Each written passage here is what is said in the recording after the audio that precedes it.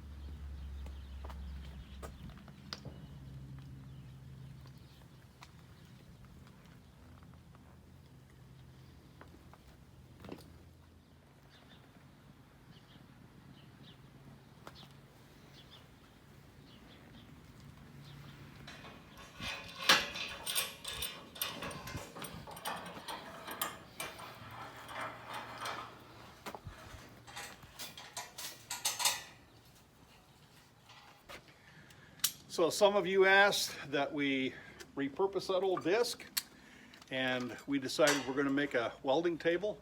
We've already cut the pieces, coped out everything. Chris is getting set up to weld.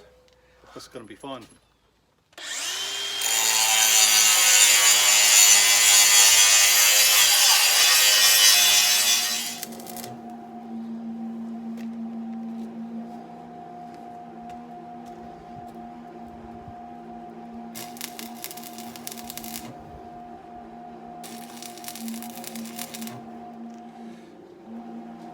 Everybody needs a welding table. We're taking an old 252 disc that was beyond repair. Disc blades were broke, bearings are gone, and we're repurposing it into a welding table.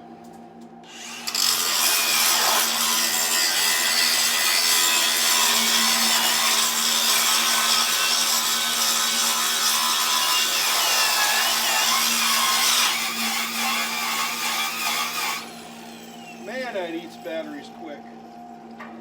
Yeah.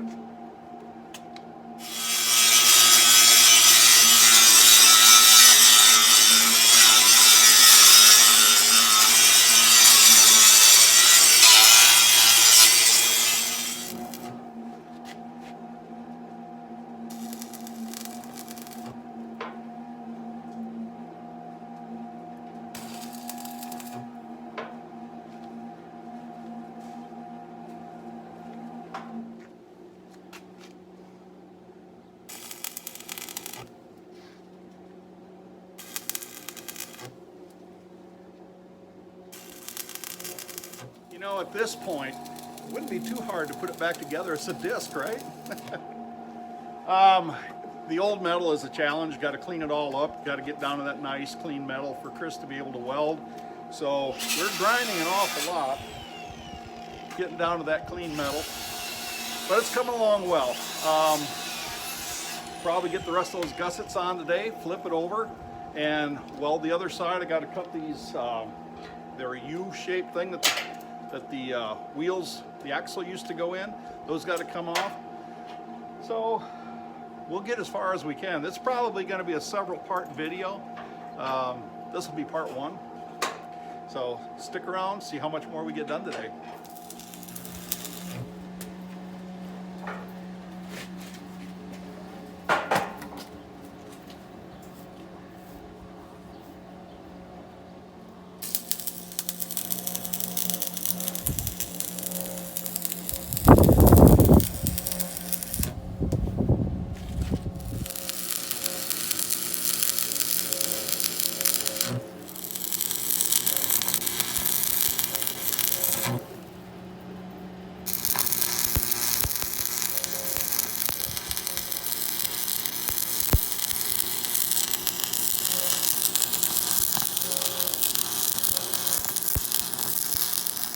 We got it flipped over.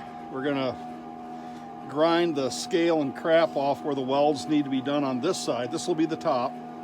The gussets are all welded in place, and we get this part welded. That's probably all we're going to do today. We've got to figure out what we're going to do for legs, and then of course the top, we won't get to that for a while. So we'll get these welded up and see how it progresses, I guess.